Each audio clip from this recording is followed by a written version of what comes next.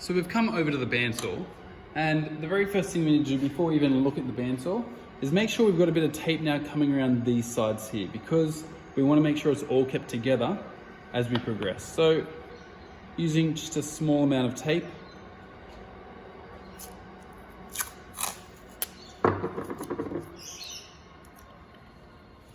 you'll attach, bring around and reattach, keeping that tension on it. So we don't want it loose, we want it tight and taut. And so to create that tension, what you do is you put it on one bit, put it down flat, and then you pull it and then bring it around. And you'll notice that, I'm not sure if you can see that, but there's some little ridges there to show that the tape's had a bit of tension added. What you do to one, you must do to the other, but I won't bore you with that. From here, we're over at the bandsaw.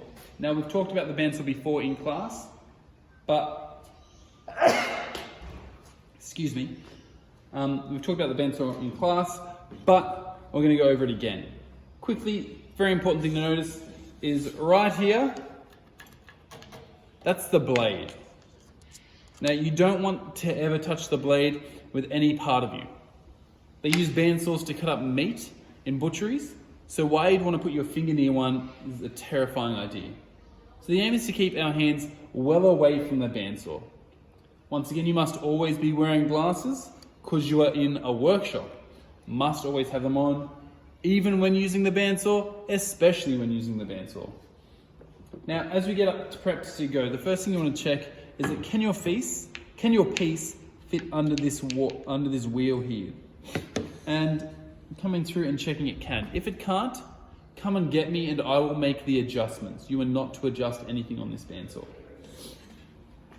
From there, you want to figure out how you're going to cut it.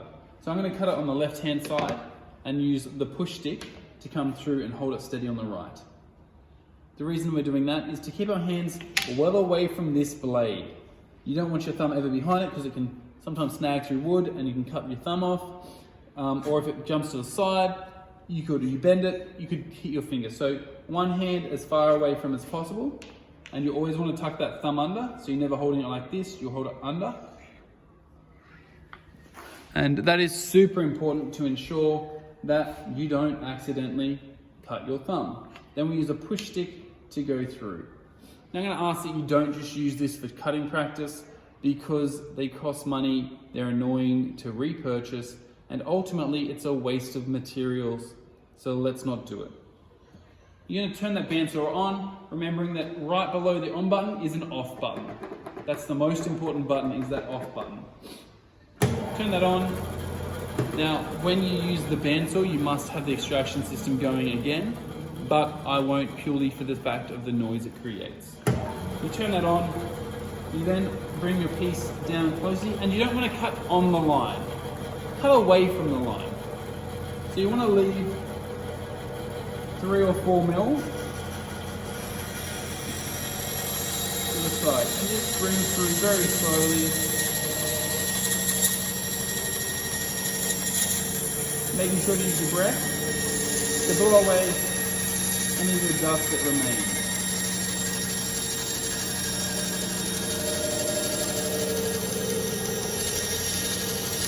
We're taking our time, we're not in a hurry here.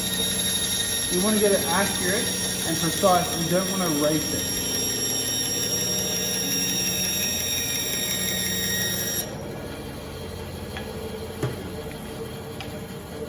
After you've done your cut, you go through and you make sure that the bandsaw has stopped by pushing that red button, but then waiting.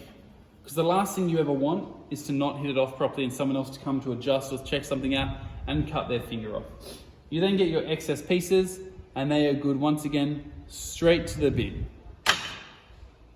After that, you can check your piece, and what you can see here is we've got a bit of room there, and that's good. You want to have a few millimeters of gap. Don't cut into your piece, because otherwise your pieces need to slowly get shorter and shorter and shorter and shorter. From there, you repeat that process on the other piece. Once again, I won't go through it to save you time, but go through, repeat that on the other piece, and I'll see you in the next video.